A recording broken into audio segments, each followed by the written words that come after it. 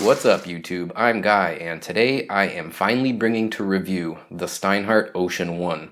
I say the word finally because I have been wanting to review this watch for a long time.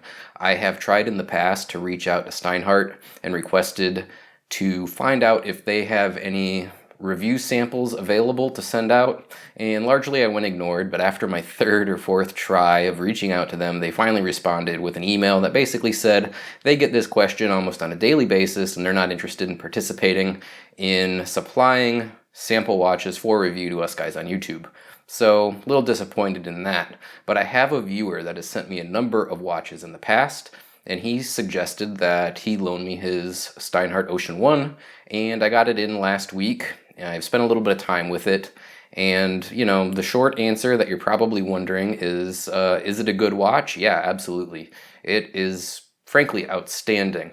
Now, the question that's going to probably come up for a lot of people, and this came up for myself when I was looking into these watches a while back, was, is it a good watch? Does it stand on its own?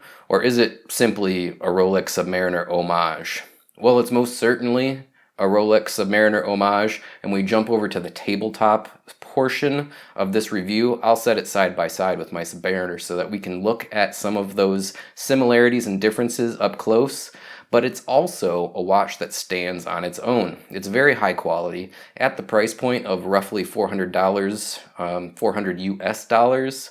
I'm not sure if there's really a whole lot of better options on the market. Certainly Seiko makes a lot of really good dive watches, and there's a number of other watches from other manufacturers that are good. But in having spent a little bit of time with this watch, if someone was going to come to me and say, for under $500, what would you recommend? I can tell you that this Steinhart Ocean 1 would be right up there on the top of the list for me. I'm going to go ahead, I'm going to jump over to the tabletop and give you guys a close-up look at this watch. I'm going to go over all of the features and specifications, and like I said, we'll set it next to the Rolex Submariner and briefly look at the similarities and differences between those two watches. Then we'll come back over here and I'll close out with my final thoughts. So we're going to jump over here and take a look at the Steinhart Ocean 1 up close. On their website, this is listed as reference number 103-0682. It has a price point of roughly 400 US dollars. This is a really competitive price. There's a lot of good watches in that sub $500 price range, and this one is no exception based on my experience with it over the last week or so. And let me preface all of this by thanking that viewer that loaned me this watch. I really appreciate it. I'm very, very happy to have it here for review. So thank you very much. Now, the first thing that I want to talk about this watch is the case dimensions. We have a 42 millimeter case diameter from side to side, not including the crown here, with a lug width of 22 millimeters. A thickness of 13 millimeters, which is, just about right, honestly. Most dive watches come in at roughly 13 millimeters. And the final dimension is the lug-to-lug from extremity to extremity, or the watch's wingspan. That is 50 millimeters in length. This watch has a number of really good features, including, and not limited to, a sapphire crystal with AR coating, which I like quite a bit. It is basically a flat sapphire crystal, and it has a Cyclops magnifier over the date window at the 3 o'clock position.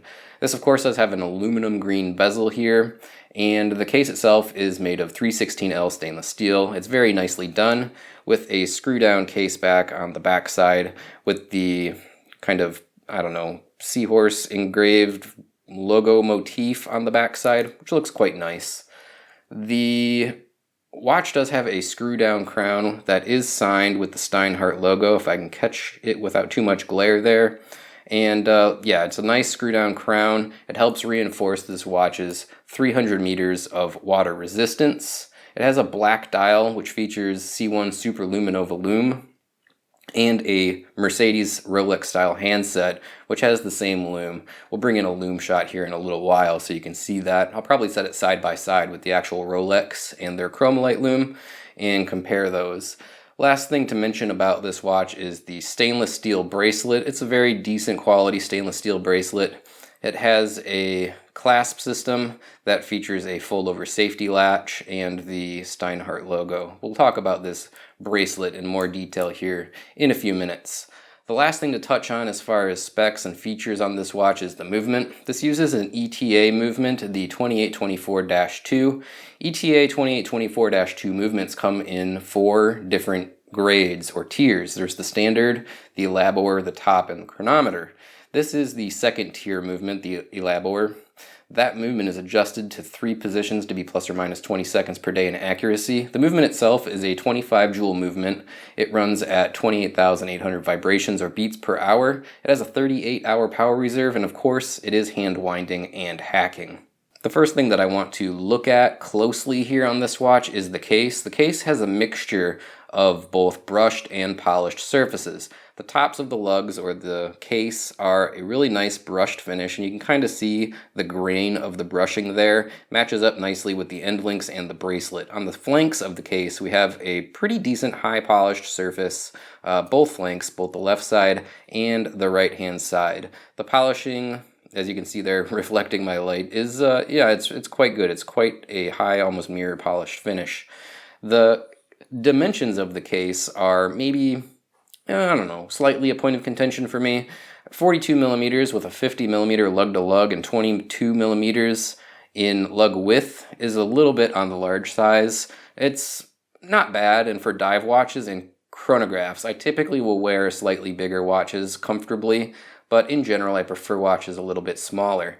Now this watch is available from Steinhart in a 39mm version, which I have not had the opportunity to see in person, but I suspect that I would prefer that form factor a little bit better than this one.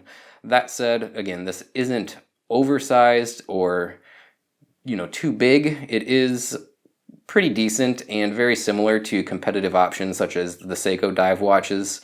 As we set it next to the Rolex, you'll see that it is a little bit bigger than the actual Submariner, despite the fact that style-wise they are very similar.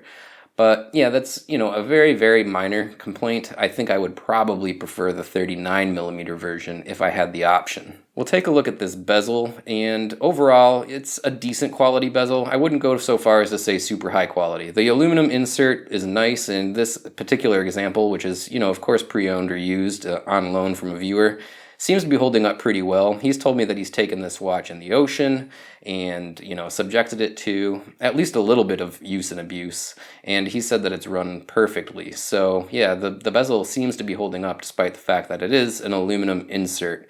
You can see that green color there, very reminiscent between the bezel and the dial of the Rolex Kermit, which the reference number escapes me off the top of my head right now, but it's that green bezel with black dial Rolex 50th or 60th anniversary edition. Very reminiscent of that watch with this green bezel.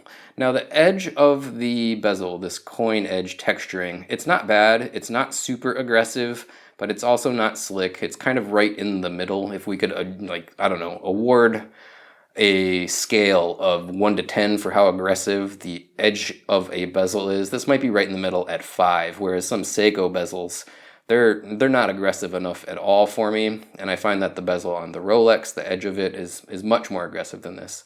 That said, nice low profile sloped bezel, as you can see here. It's done pretty well. The action of the bezel is a little bit on the stiff side. It is a 120 click unidirectional bezel, but yeah, just a little bit stiffer than I would have hoped for. It's certainly usable, as you can see. I'm spinning it without too much effort. But yeah, slightly stiff is just a very minor complaint, particularly when I get back around to this 5-minute mark going to the midnight area. It seems to get a little bit stiffer right there for me. That's probably not indicative of every single Steinhart watch that comes to the market. I'm sure that some are going to be a little stiffer and some are going to be a little bit looser. It's just to do with the tolerances of manufacturing. I don't think that you could bank on, because this one feels a little bit stiff, they're all going to. But this is the only example that I have. So, I can only give you what I know as far as the information. And yeah, that's my opinion. A little bit on the stiff side. Certainly not bad. I'm sure a lot of people in the comments are going to mention that they have one that they feel works just fine, and other people are going to say, yeah, mine feels a little bit stiff too. I can almost predict that conversation is going to take place down in the comment section. Aside from that, though, there is a lume pip up here at the 12 o'clock side of the bezel, if I can get my camera to focus in there. And the graduations are just, printed or painted on. They're not engraved or anything. But, typical for a roughly sub $500 dive watch, and certainly decent, if not absolutely perfect. Next, we'll talk about this crystal, and the crystal is listed on their website as having AR coating, but the wording or the phrasing of it was a little confusing. I don't know if it's like double coated or if it's just coated under the magnifier. Not super clear is what I'm trying to get at as far as the way that they worded it on their website.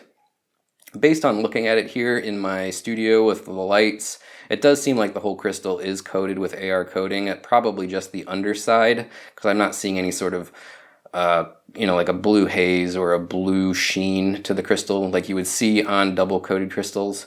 But it is very viewable or legible even in this bright light, so I'm guessing, that there is some level of AR coating there. It is, of course, sapphire crystal, so it's going to be extremely scratch resistant, and it, like I said, has this Cyclops magnifier over at the 3 o'clock position. Now, I'm going to bring in the Submariner and set these side by side when we talk about the magnifier. As you can see, the magnification on the date Cyclops aperture on the Rolex is significantly stronger. This is kind of a downside for me on the Steinhart. The magnifier is certainly magnifying to some level, but I think that it could be better. You can see a lot of the border of the date window on the dial. It doesn't blow it up as large as the magnifier itself. Whereas when we look at the Rolex Cyclops magnifier up close, you can see that it's almost enhancing or magnifying the entire date window. It's certainly more magnification. This is 2.5 times magnification. If I had to guess on the Steinhart, it's probably just 2 times magnification. So is that a downside? No, I mean, it's functional, it works, but if you're looking at these watches side by side, you can see a pretty significant difference. Next, we're going to go ahead and talk about the dial. This does have a matte black dial, but to my eyes in person, it almost looks like a charcoal gray, very, very dark perhaps. I guess it's black, but would I describe it as more of a gray black? I think I would. The indices on the dial are all nice stainless steel outlined applied markers with circles at all of the odd numbers, with the exception of square post or baton markers at the 6 and 9, and then that inverted triangle up at the 12 o'clock position. Printed on the dial, you have a chapter ring with slightly embellished graduations at every minute mark, or 5-minute mark rather, and you have the printed logo up at the 12 o'clock side, the Steinhart logo, down at the 6 o'clock side, and also the same level of printing. Ocean 1, 1,000 feet, 300 meters, automatic movement, professional, and then Swiss made down at the very, very bottom. All of the details of this dial are done quite well. I'm, overall pretty impressed with it. The handset is a kind of standard style Rolex Mercedes handset with that Mercedes 12 o'clock marker, a standard minute hand, and then the second hand with that little lollipop pip out towards the end. The second hand does reach all the way out to the chapter ring just perfectly, and the minute hand, as you can see, just touches each little graduation on that chapter ring as well. The handset is done quite well. I'm going to bring the Rolex in for another comparison, and I don't know how well this will appear on camera. Now, the markers and handset on the Submariner are, of course, 18 karat white gold, and on the Steinhart, we're talking about stainless steel. There's just a little bit more of a richness in color on the Submariner that the Steinhart, it doesn't have. It's difficult to explain, but when you look at them side by side, the steel on the Steinhart just seems a little bit, brighter, whereas the gold on the Submariner handset and the outlines on all those markers, it's just a little bit more warm. Is one better than the other? I do prefer the sort of more subtle warmness or warmth to the markers on the handset's metal on the Rolex, but the Steinhart's just fine as well. The Steinhart uses a C1 Superluminova luminous paint or material on the handset and the markers on the dial, whereas the Rolex uses their blue chromolite luminescence. I'll bring in some video of these watches lume side by side so you can see the differences. It's apparent that they're not the same, of course, but both have good lume. I have no complaints with the lume on the Steinhart. Yeah, overall it's pretty good. The last thing to talk about on this watch probably would be the bracelet. It's a decent bracelet, albeit not outstanding. Of course, it's 22 millimeters in width and tapers down ever so slightly from the case down to the clasp. Brushed finish over all of the links with polishing on the sides. The links are held in with a screw system, which is, potentially nice above and beyond the typical friction pins that you would find in competitive options from Seiko. So, maybe that's a little bit of an upgrade. The clasp that holds it all together, it's decent, albeit not outstanding. It has a fold-over safety latch that is signed with the Steinhart logo there. The fold-over portion works just fine. The downside about it is that there's no dual-button deployment functionality. It's just a friction lock clasp. And the friction holding it is a little stiff, but, doable. The clasp opens up to a nicely machined, heavy-duty, and highly polished swing arm. The blades of the swing arms are not that cheap, lightweight stamped steel that you would find on those Seiko's competitive options.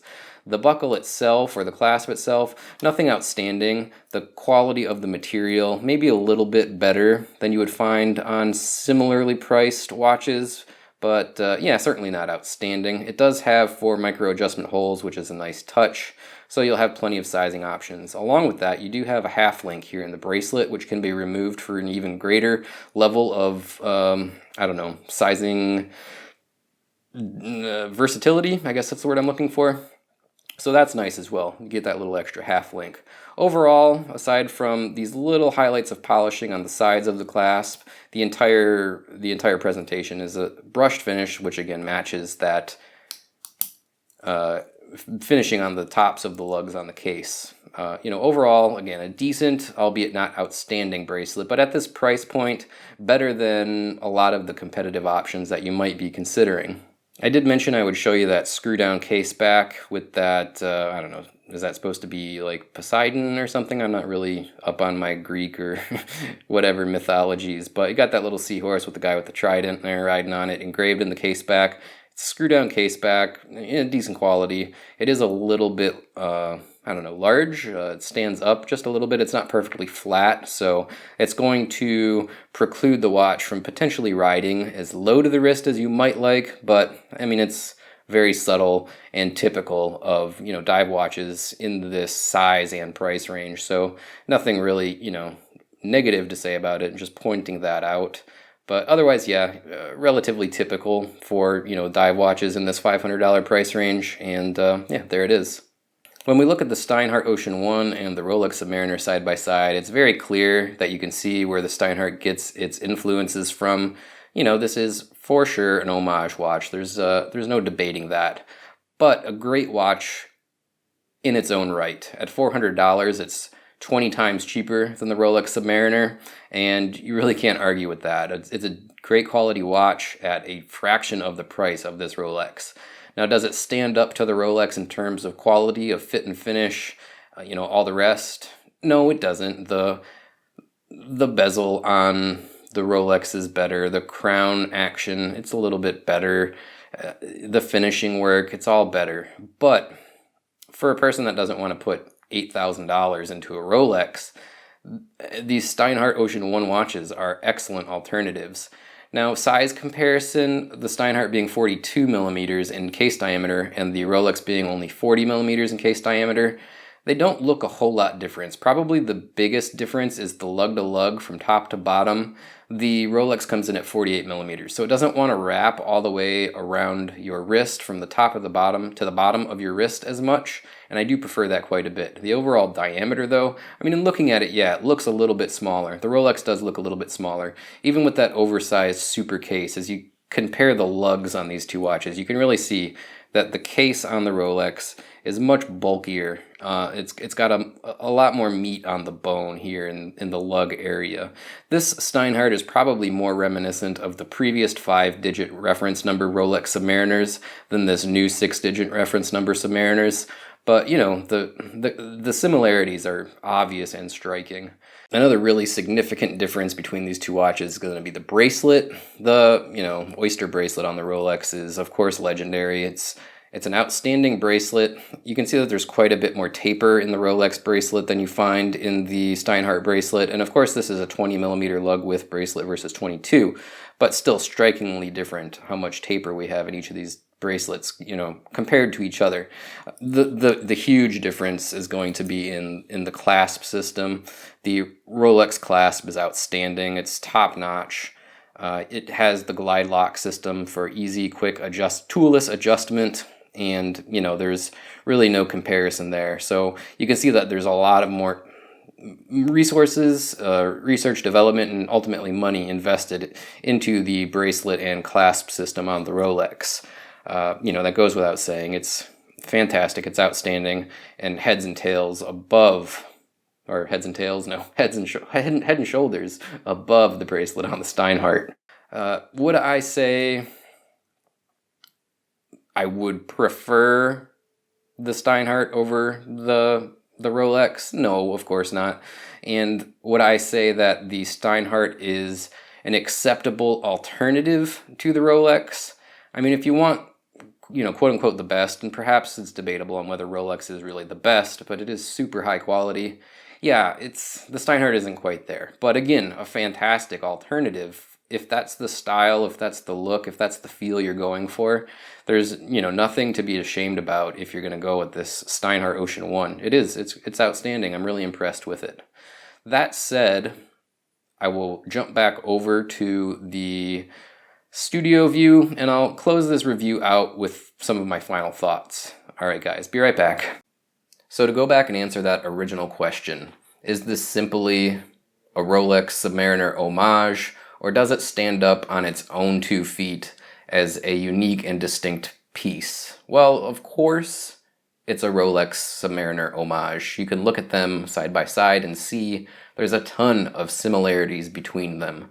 So, yeah, it's not entirely unique, but it is still good quality, and I would most certainly recommend it.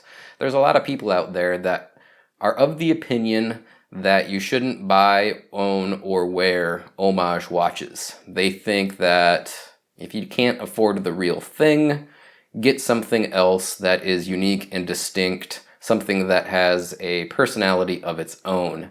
They will often compare an homage watch to being really not any better than a fake. I don't subscribe to that line of thinking. I say buy what you like. And if you like, for example, the Seiko, I don't know, Turtle, which is a great dive watch, and it is most certainly unique and distinct, then by all means, go ahead and pick up a Seiko Turtle. It's, you know, similarly priced.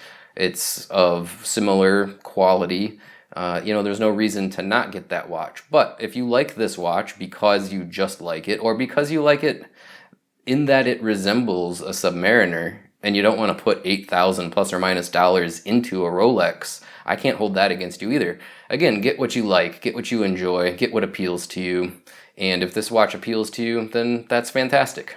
Is this watch without problems? No watch is without problems. And if you watch my feature-length review on the Rolex Submariner, I point out a lot of problems with that watch. They're little problems, minor things that certainly don't make or break the deal for me. And this watch is not without a few of those as well. But they're, again, minor things that don't make or break the deal for me. It's just that I am a watch reviewer and not just a presenter. I'm not going to just show you a watch and say, here's the watch, here's the features, it's great, go buy it. I'm going to give you as in-depth of a look as I possibly can at it. So yeah, I'm going to recognize some of those little nagging things that might keep the watch from being considered absolutely perfect, but that's okay. Again, nothing is perfect. Be it a watch, be it a car, be it you know, an electronic device, everything has little issues. Nothing is absolutely flawless.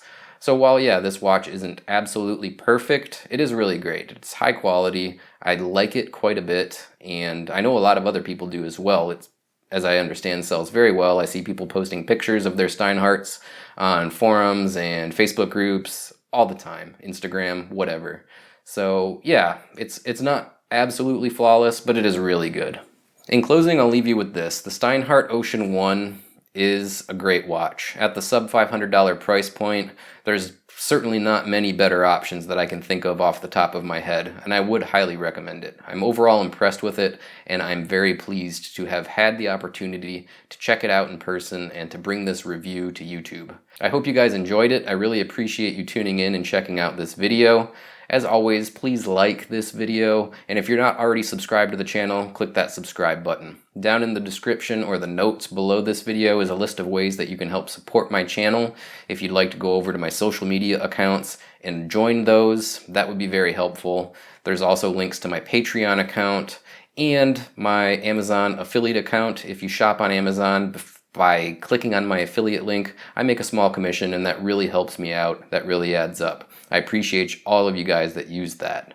So we'll close out this review and say again, thanks for checking it out. I'll be back later on, probably early next week, with another review video. Take care. Bye.